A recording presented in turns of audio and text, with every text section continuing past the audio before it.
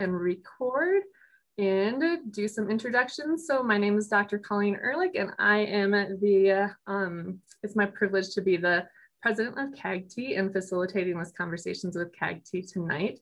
And this is Dr. Robert Schultz, Ph.D. He is a professor of gifted education and associate dean of the Jesup Scott Honors College at the University of Toledo. Bob specializes in the nature needs of the highly profoundly gifted individual and education programs and planning. He is a two-time past chair of the Conceptual Foundations Network of the National Association of Gifted Children, a family and curriculum specialist for the Davidson Institute and Davidson Academy, and serves as a contributing editor to the Roeper Review and the Journal of Educational Research.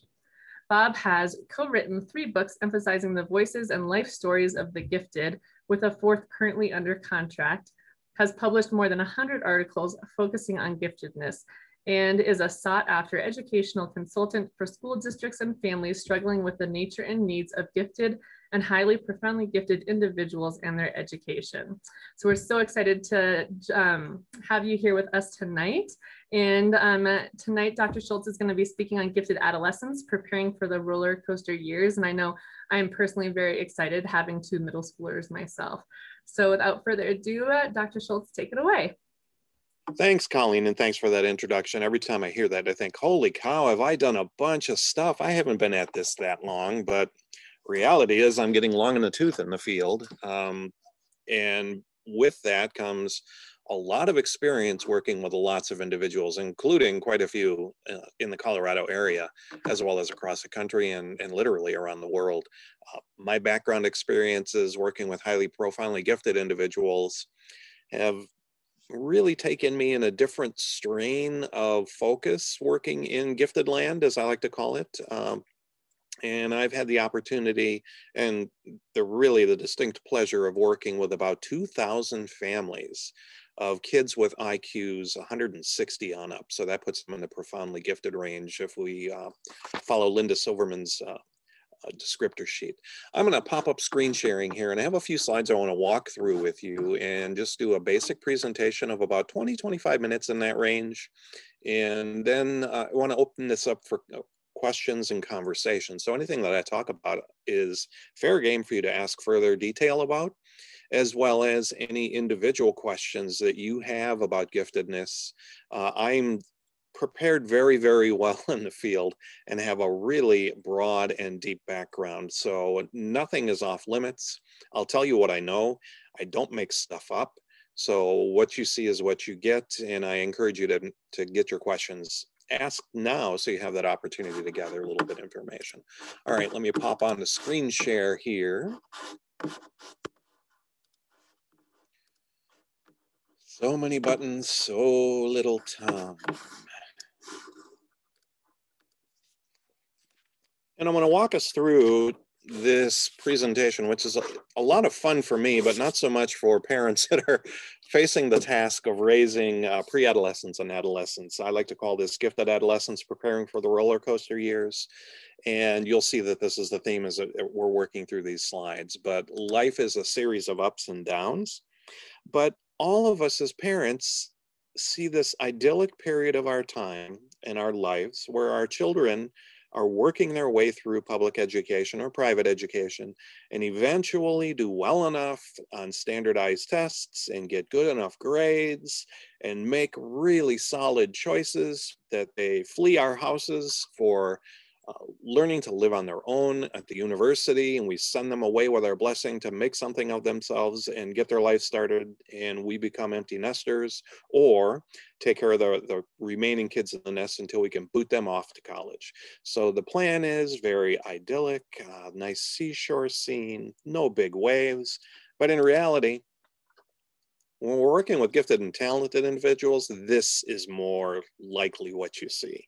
It's a blurry, hot mess. You don't know what track is going to what track, what the ups and downs of the situation are going to bring. You're stressed out. Your kids are stressed out. everyone has input as to what they should do, could do, why they should do it, why they shouldn't do it, what the future is going to bring, what they didn't do up to this point in time in their lives. And I'm talking about maybe a 5th or 6th grader. Holy cow, I have a whole bunch more years to go forward before I'm ready for college. But am I making the right choices? Am I taking the right classes? Am I getting involved in the right extracurriculars? Those are just some of the questions that go along with an average typical kid getting ready to go to college. Now ramp it up by about an exponential factor of 4.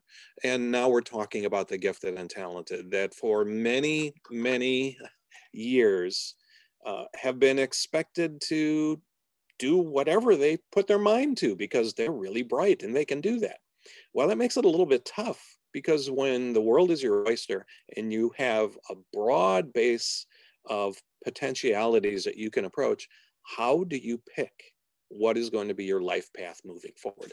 And this is one of those existential questions that many pre-adolescents and adolescents start to think about right about the point in time that they develop abstract or reflective thinking. Now, if I digress a little bit and go into some of the educational psychology and educational theory that's out in the world, we're talking about the work of Jean Piaget, the, interestingly enough, vaunted Swiss biologist who came up with a theoretical mindset and theoretical playout across a timeline of when and how individuals develop. They move from a pre-sensory stage onto sensory connectedness with the world around them. Then they move to concrete thinking, where what you see is what you get.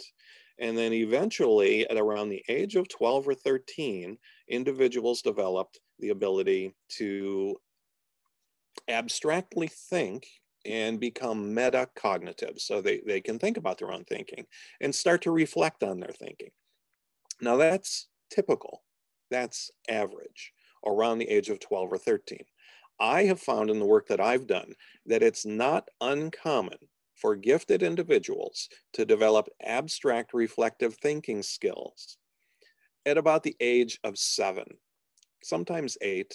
And the higher you go up on the IQ scale, the lower that age tends to drop. It's not that kids skip past the concrete level of thinking, they just accelerate through these pathways. So they go through the same developmental pathways, but much, much quicker. Their runway, as I like to call it, is a lot shorter.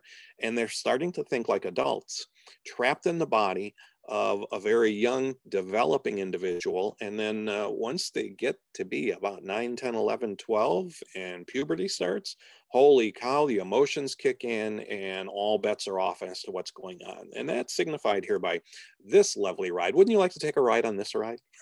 Talk about a corkscrew, scary roller coaster.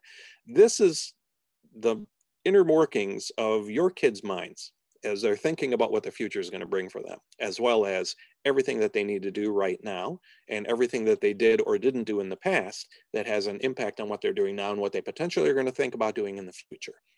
And it ramps on and on and on and twists and turns like a ticker tape parade in their mind's eye.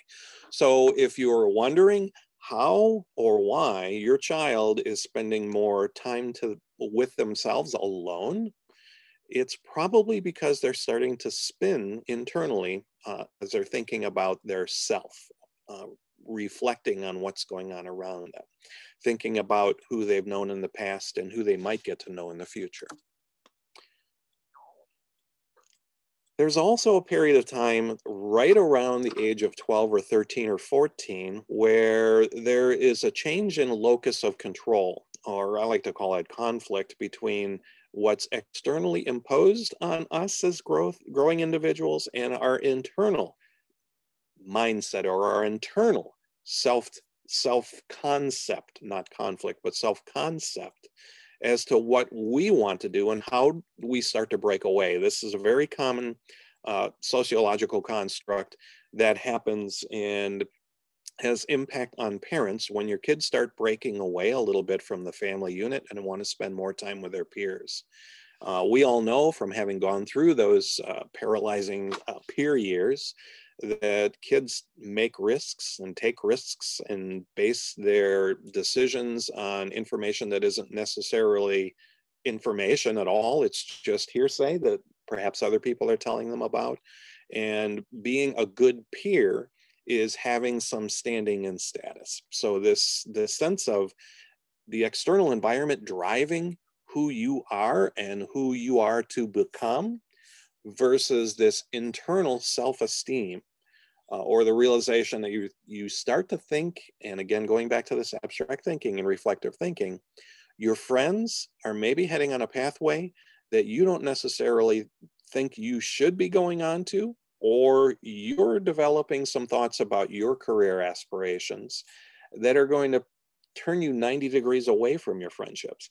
That can be very disconcerting and cause a lot of internal conflict in your children as they're trying to figure out how they're going to become something different than they are now without losing face in front of their peers, and perhaps having to turn away from friends that they've spent many, many days, evenings, weekends with their entire lives to move in a different direction. It's very troubling. And then we throw in another ringer, this idea of perfectionism. And I hate to bring this up and point out almost something that is very obvious, but people don't really take the time to think about. Many of you as parents have already planted the seeds of perfectionism in your kids. And your kids have been living with that, and it's been growing internally in them. And what I mean by that is this isn't me yelling at you or chastising you for having done this. You're proud parents. Your kids have something going on for them. They have high abilities.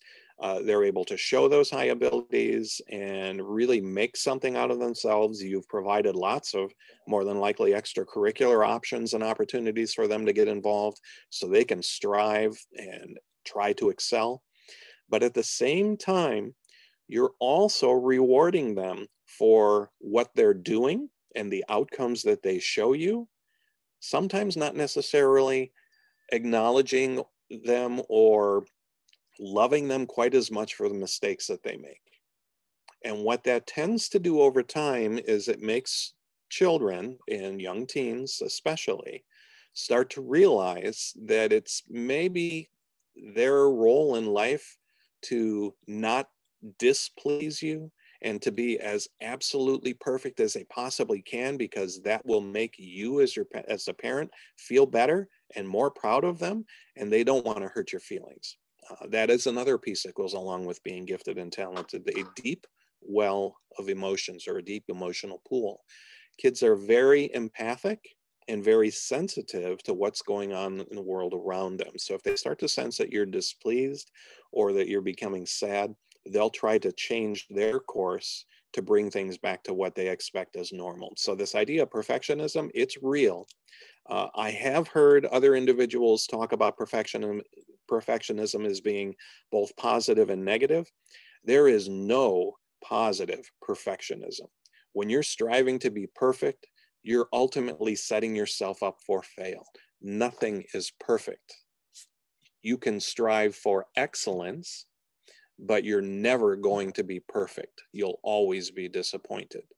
And getting past that, or realizing that it's okay to make mistakes, that's how we learn, is a crucial skill set you can start to share with your kids. So what I tell parents, if your child is really stressed out because it's getting near the end of the school year and they're worried about their grades, and they've got nothing but A's throughout their entire life, but they're taking the hardest classes that are available, and there's the potential that your daughter is going to do just horrible in a class. Now, horrible for her probably means an A- or a B+, not horrible for a lot of the rest of the world, which is, oh, I'm going to fail this. But that first A- or that first B+ is a traumatic experience, a traumatic letdown for a gifted child who's used to getting A's on everything, often without having to put in a lot of work. So when you finally meet your match or meet your rival, and sometimes that's content, sometimes that's also another person, and you're not going to get what you've always gotten in the past, which is really great marks, this is seen as a sense of failure.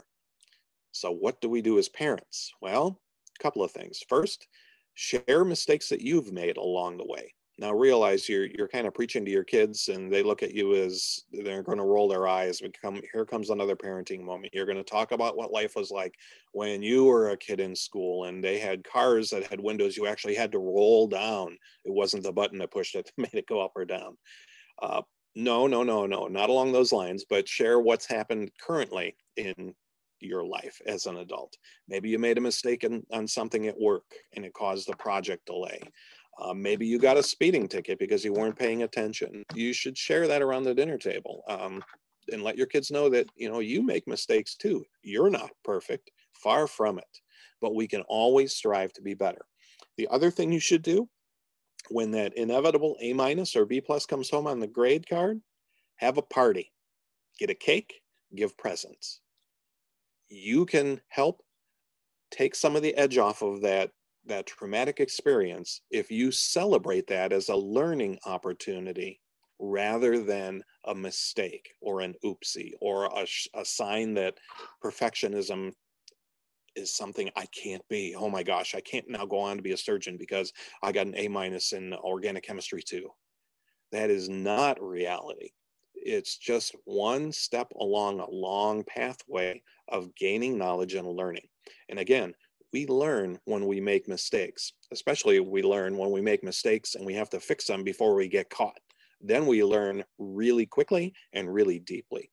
So unfortunately, you've already planted these seeds of perfectionism in your kids.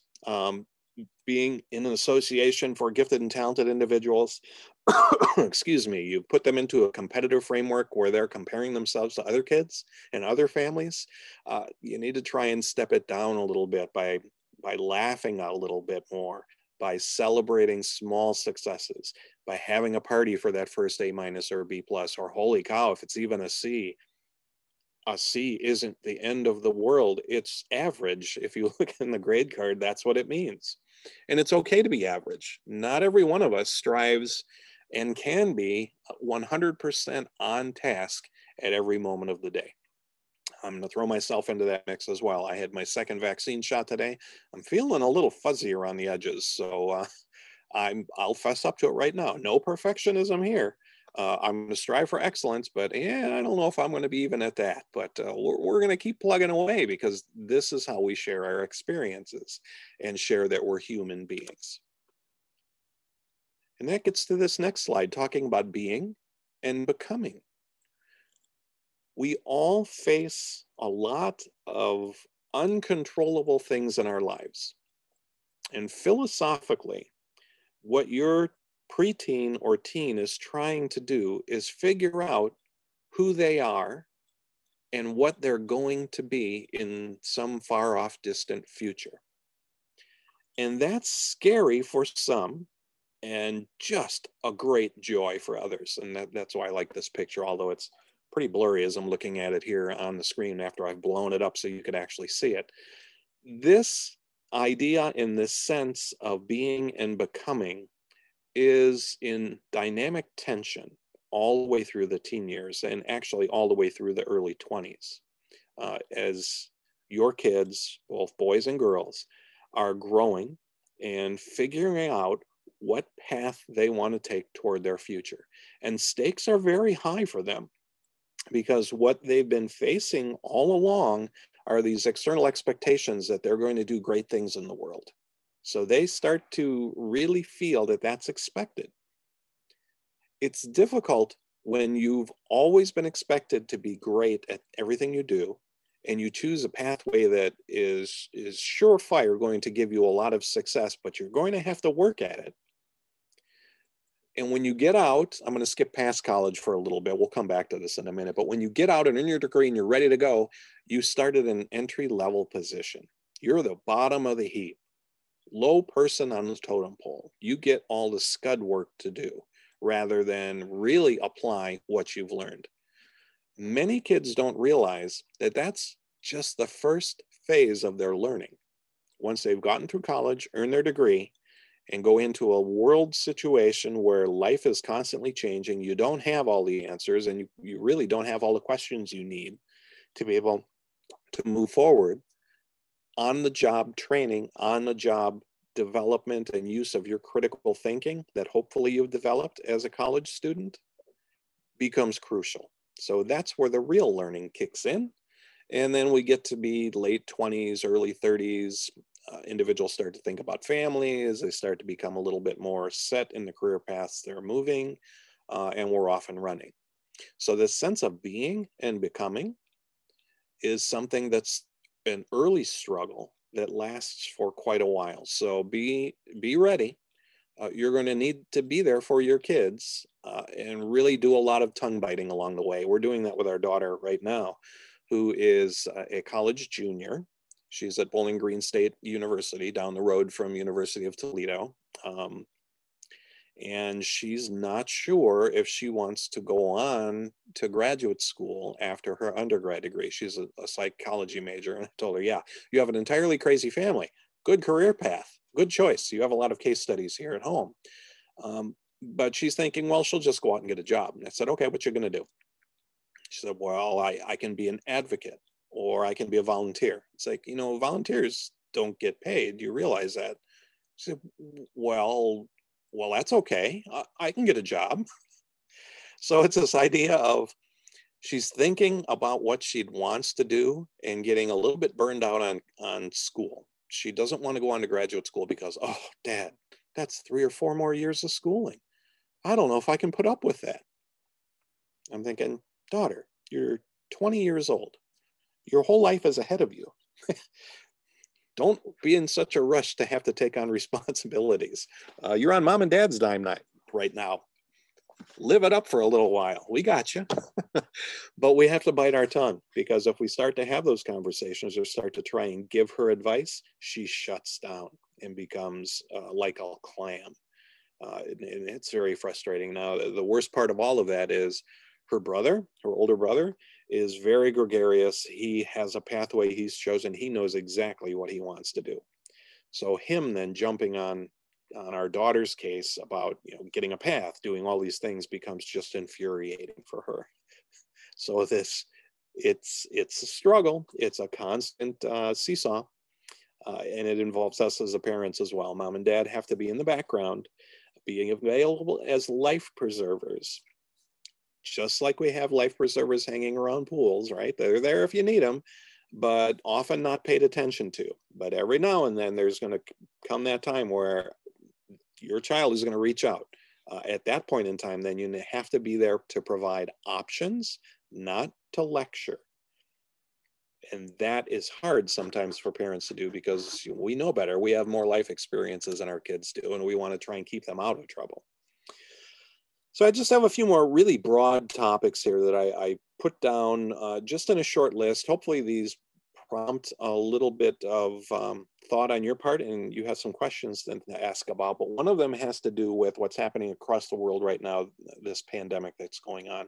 This has caused trauma, not just for the economy and for the travel industry, but for everything. All of us, every single one of us around the world now is going through traumatic stress disorder. I won't call it post-trauma because we're not through it yet.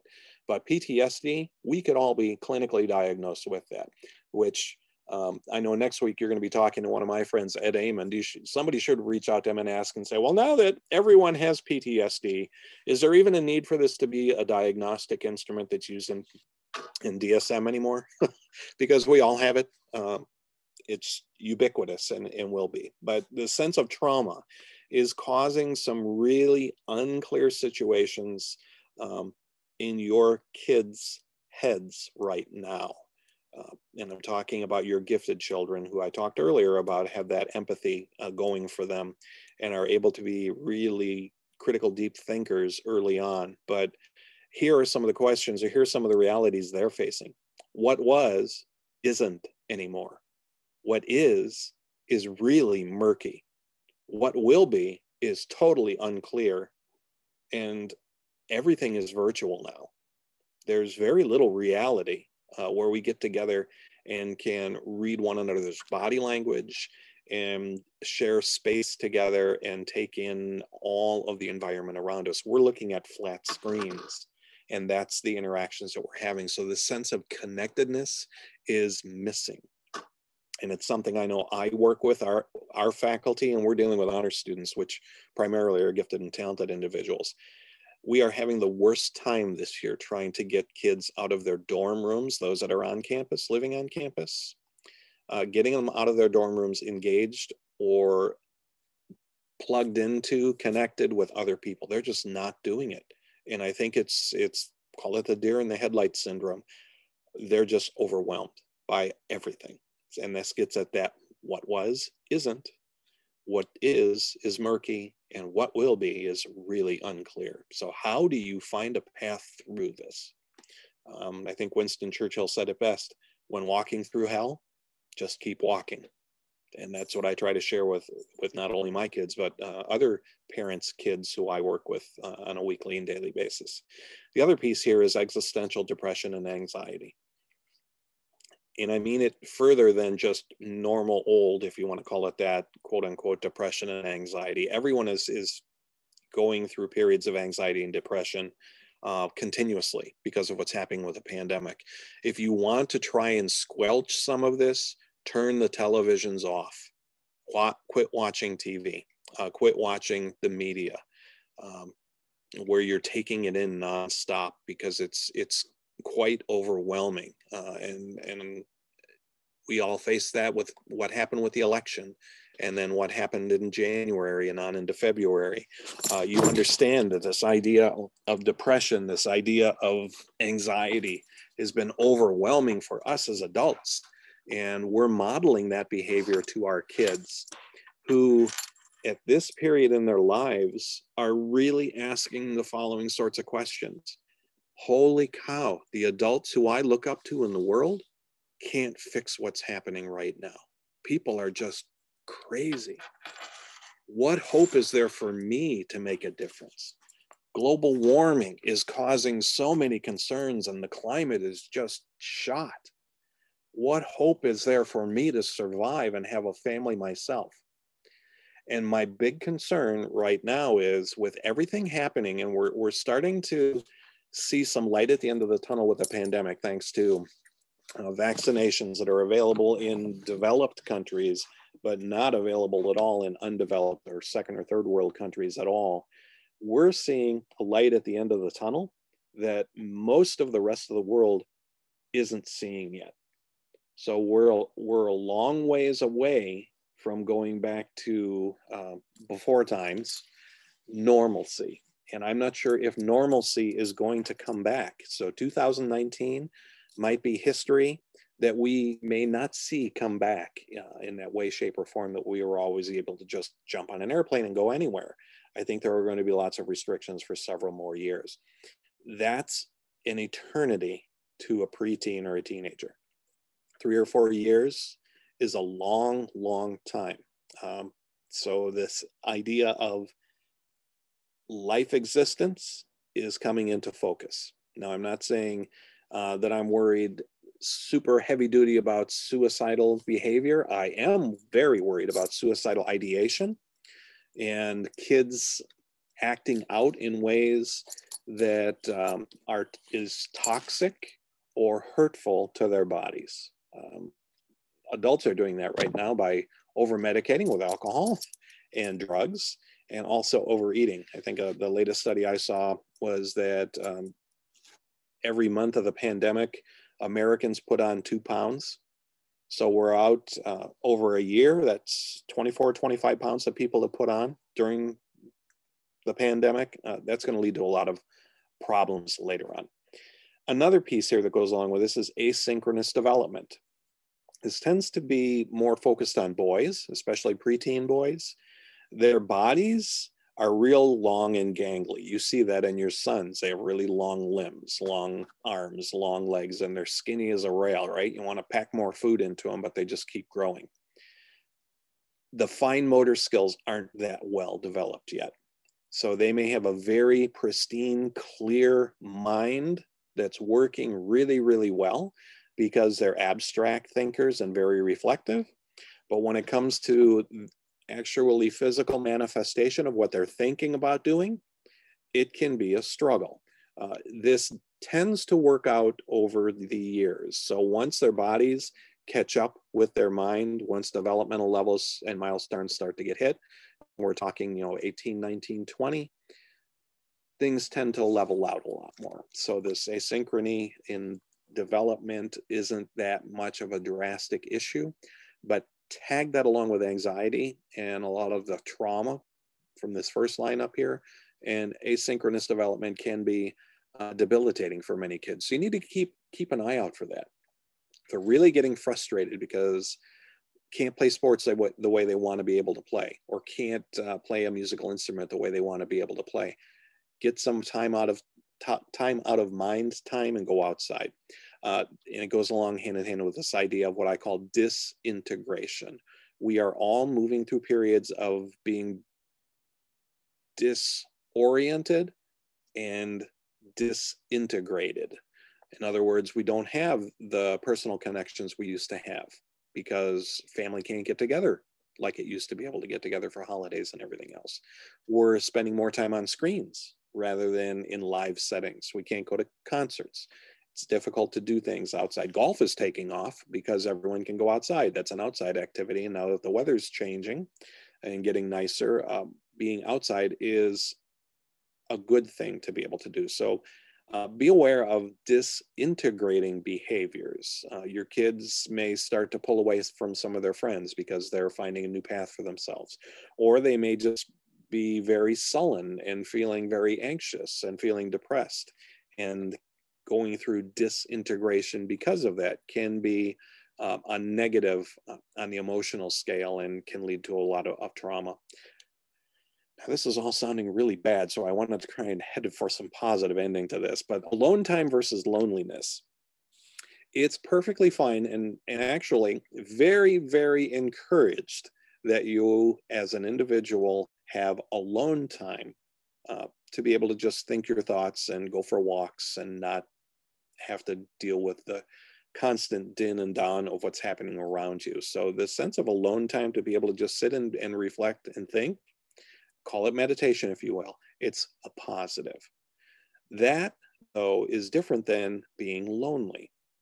So if you're finding that your preteen or teen only has one or two friends and you think that they should have a bunch more friends, that may not be that they're lonely. It may be that they only have one or two others that they feel comfortable being around. And that's enough, one or two more. That's more than enough. So be on the lookout for that. If you're starting to push saying you need to have more friends, you need to have more friends, you have to take a look at what's going on right now in the world. It's hard to have a lot of friends when you can't get together and do things unless you're in monitor mode, which online screens are. And the other piece that goes along with that is there is an awful lot of bullying that goes on in social media. And sometimes it's okay to model for your children that turning your cell phone off or leaving it at home and just going outside without it in your pocket is not such a bad thing. And the last is the idea of the developing self. Each of us finds our own path in life. We need to make decisions based on our best ideas and thoughts and information available at any particular point in time. And life is a journey. We're constantly going to be going through ups and downs in the roller coaster years. So it doesn't just begin and end as a teen, it moves on through the rest of your lives. All right, at this point, there's my contact information. If you'd like to reach out to me to get further information, I'm happy to provide it for you. Best way to get a hold of me is through email. I didn't even put my office phone on here because it goes straight over to voicemail. I am not in the office. I'm still on work at home orders.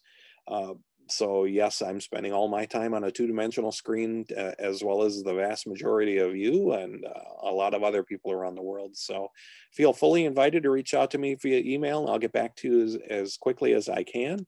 But what I'd like to do now, I'm going to turn the screen share back off and just get back to my screen and the main screen for our Facebook group here.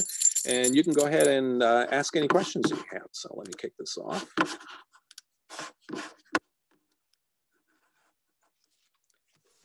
Thank you so much, Dr. Schultz. I think having two middle schoolers myself, both who are identified as gifted, I love your analogy of the roller coaster. And I think one of the most fascinating pieces for me on that is when you think that you're going uphill or just like on one of those like, you know, nice level parts, and you don't even see that drop off, you know, and then all of a sudden you're just like going down and you're just so taken aback and so surprised. And so a stellar analogy for sure.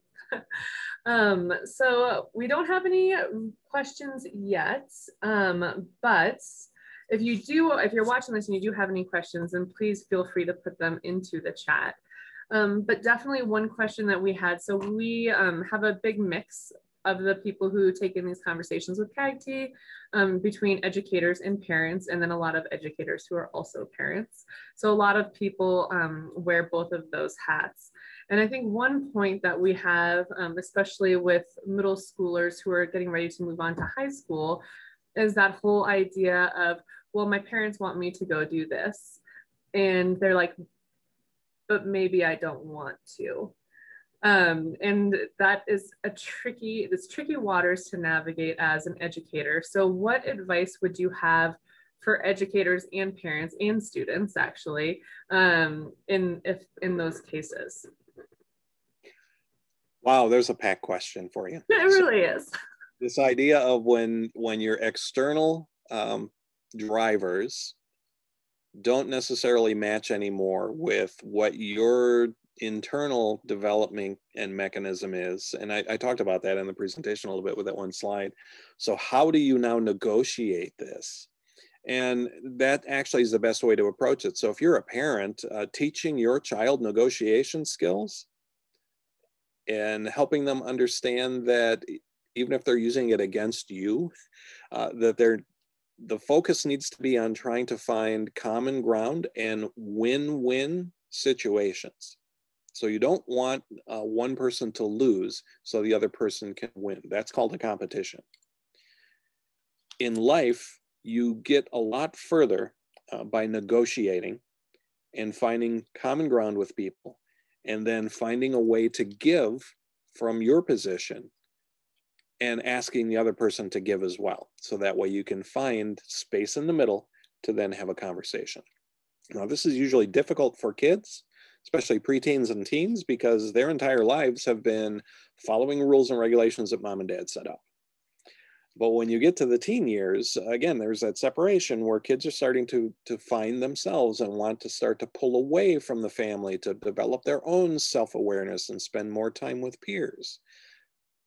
If you have an opportunity, a way to do this is set up your household so you have a chair someplace, and anybody in your household can call a meeting in the chair and say, I need to have a chair meeting. Everyone else has to attend. The person who's sitting in the chair has a free pass for anything. They can share what's on their mind. No one else can ridicule, judge, evaluate, yell, scream, jump up and down, or anything. They have to listen. And at that point in time, then the person in the chair can hand the control over to another person. It has to be a calm setting, though. And this is what makes it difficult, because sometimes your kids are going to tell you things that are going to infuriate you.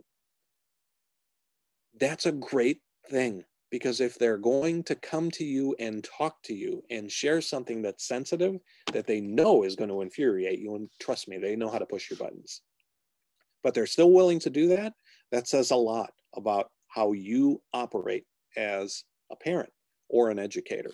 So listening, not responding. If you need to respond, use what I call I messages.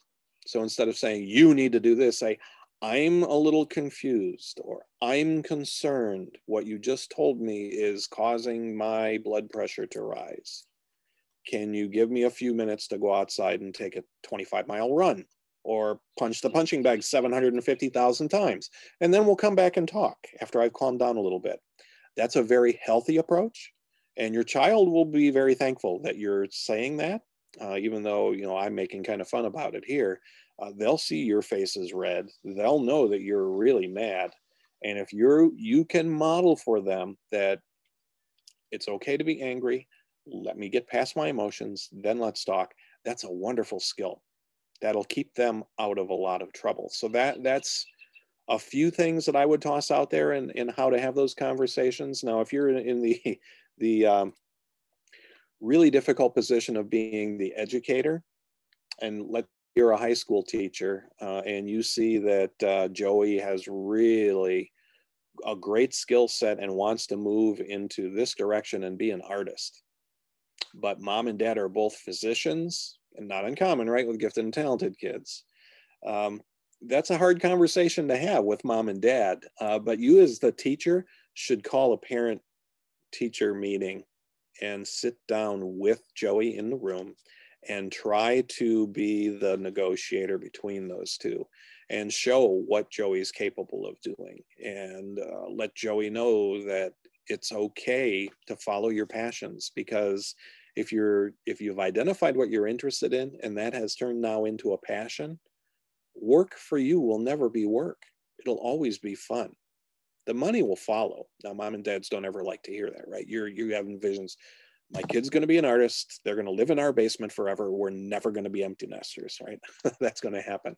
But there are a whole lot of different ways to use the arts in the service of a lot of other professions.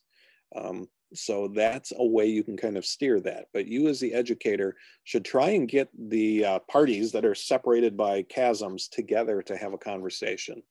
And I know a lot of teachers don't want to look at that. I say, oh no, that is not part of my business. But if you have a kid that has a real strong skill set, you owe it to them to be the oasis point so they can make that next step to move on to the next level.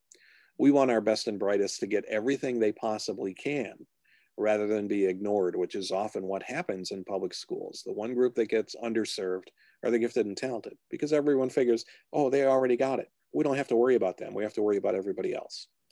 That's a problem. So invest your time. It's the payoff and the dividends later are well worth it. And that kid will probably come back to you in 10 years and say, you made a difference in my life because you supported me when I needed that at that particular point in time. I love that advice. And I love the thinking between that negotiation versus competition, because when you put it to win-win versus somebody win and somebody loses, you're right. That is an awful lot of what happens when kids are being raised, right? So valuable points for sure. We've had several questions come in. And so the first one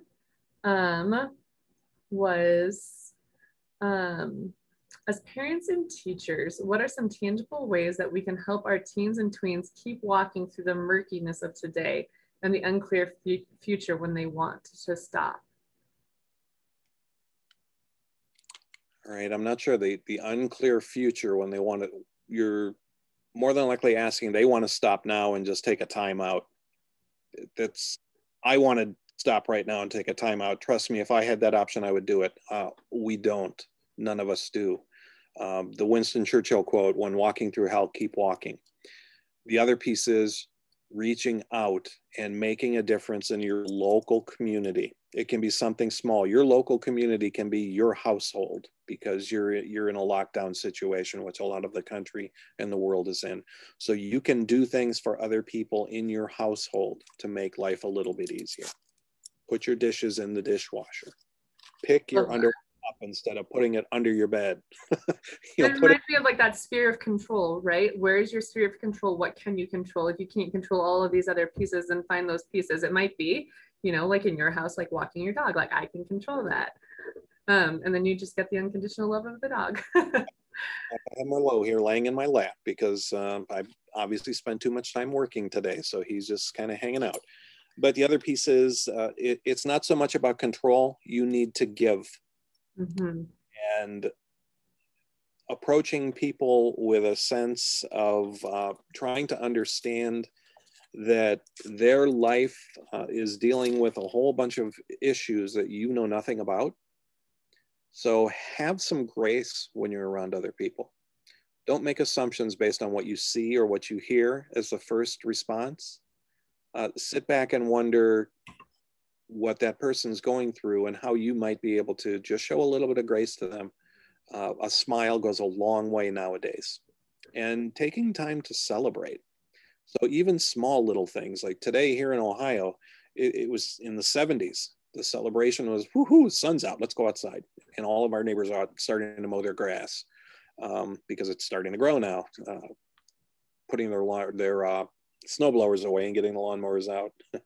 And of course, being 70s, you know, everyone's got shorts on here because it's like the dead of summer compared to everywhere else. But those little things make a difference. Little anonymous gestures that can put a smile on someone's face are the way to get through this. And it's day by day. We're one day at a time, to the next day, to the next day. Eventually, if all of us start rowing in the same direction, showing a little bit of grace, doing those nice little gestures for others, the world will turn. I wish we could get everyone doing that little bit. It'd be a great place to live, wouldn't it, if everyone was doing a nice thing for somebody else instead of railing and trying to outscream one another. So the other piece that goes along with that is it's okay to stop for a little bit and take a time out.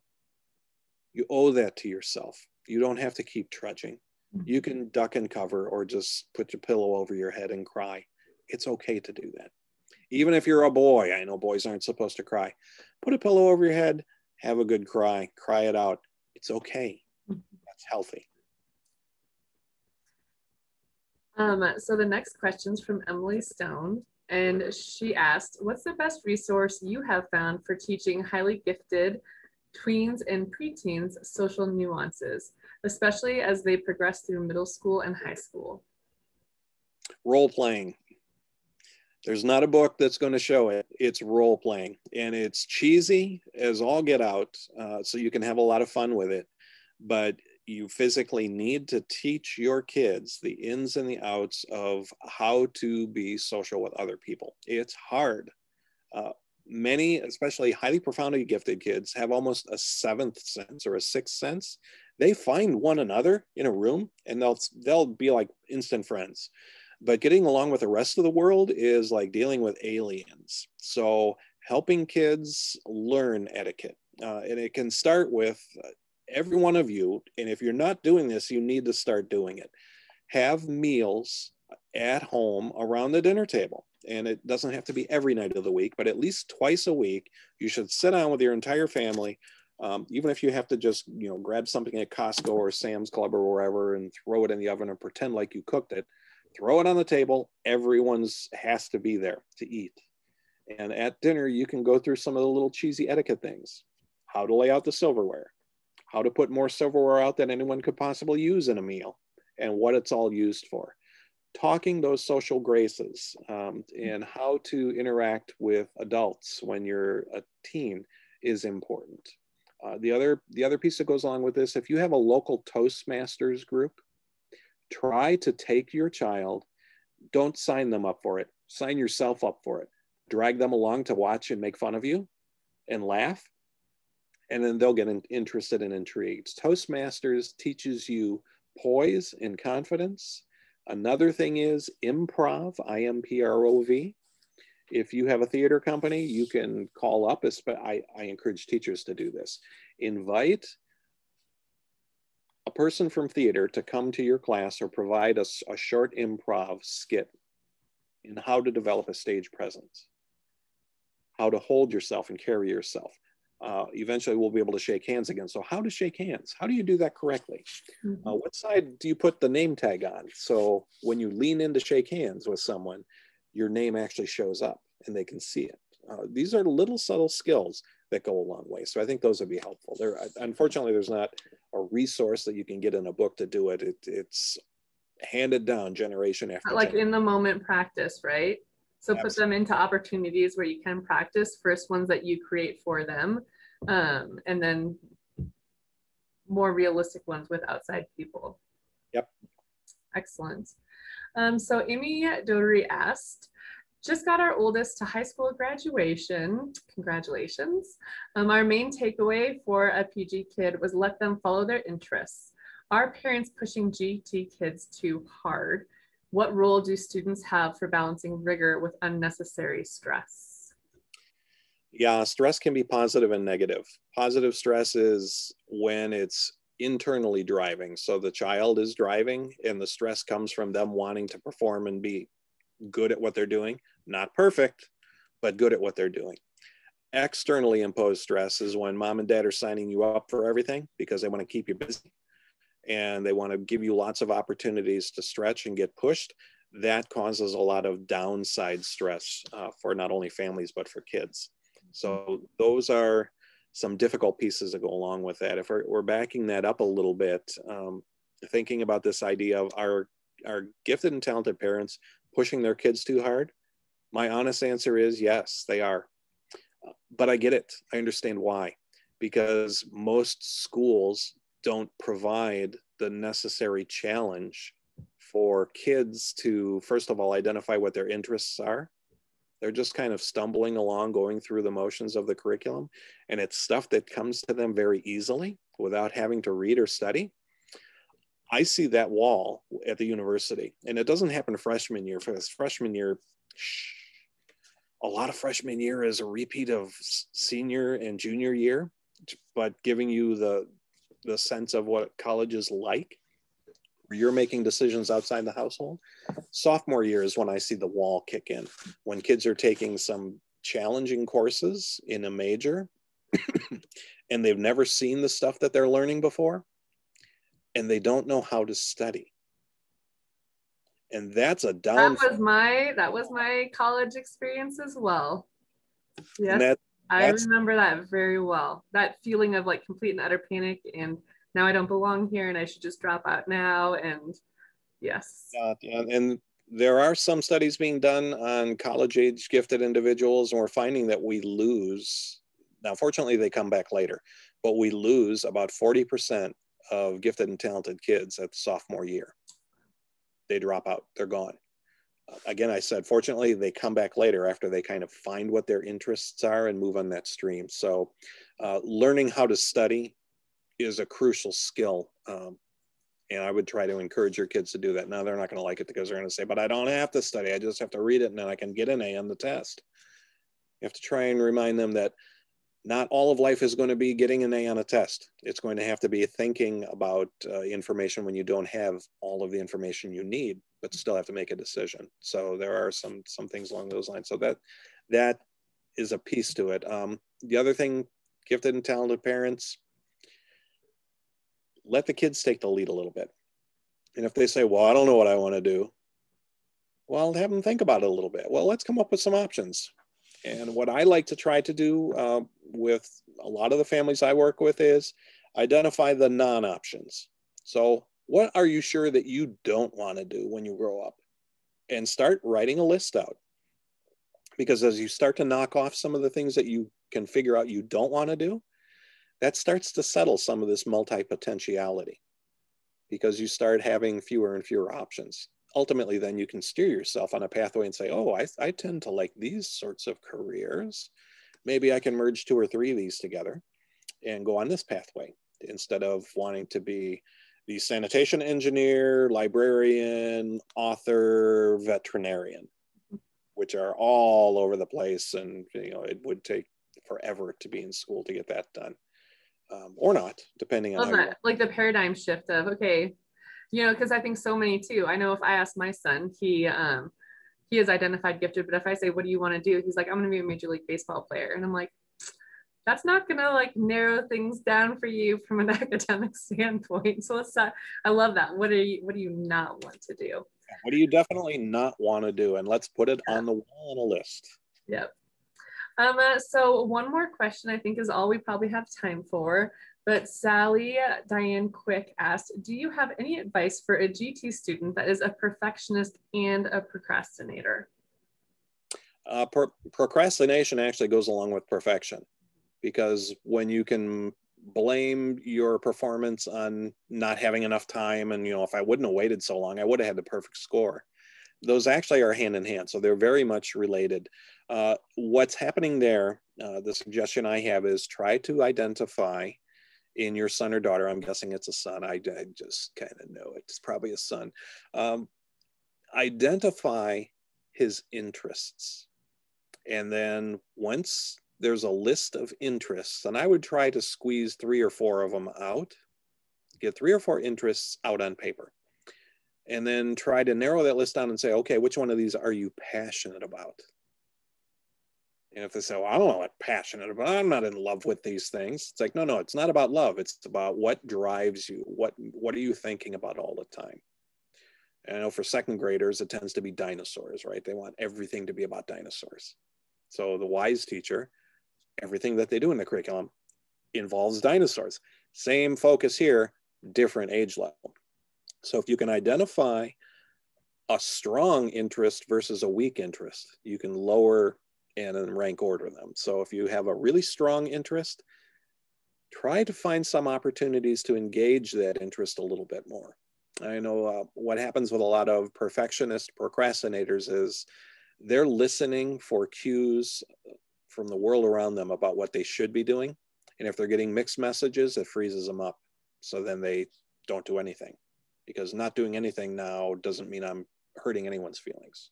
Mm-hmm. It's equal priority. Everyone sees the problem is me, and I'm okay with that because I'm not hurting anyone. Mm-hmm. So it's that empathy. So approach that with a little bit of grace. Try and identify the strongest interest and then feed that interest a little bit. Generally, that means not you signing that child up to do something else. That means you trying to take on and epically fail at what they're interested in so they can get a good chuckle out of it. And trust me, they're laughing at you anyway. So you might as well, get right in on the act too and have some fun and laugh and joke it up. That then will help knock down some of that perfectionism, because if your parents are crazy and they just try crazy things like that, I guess it's okay not to be perfect in everything I do. I guess it's okay. Look at the fun we had by messing up. And just one final question. What is your dog's name? This is Merlot, M-E-R-L-O-T. Although this is not the color when we brought him home. He was much darker, so he ended up being more of a Chablis. Well, great. Yeah. Well, thank you so much to everybody for joining us tonight with Dr. Schultz for this Conversations with CAGT, and we hope to see you next week, same time, same place, with Dr. Ed Eymond. Tell Ed I said hi. Yes, definitely. Thanks so much, everyone.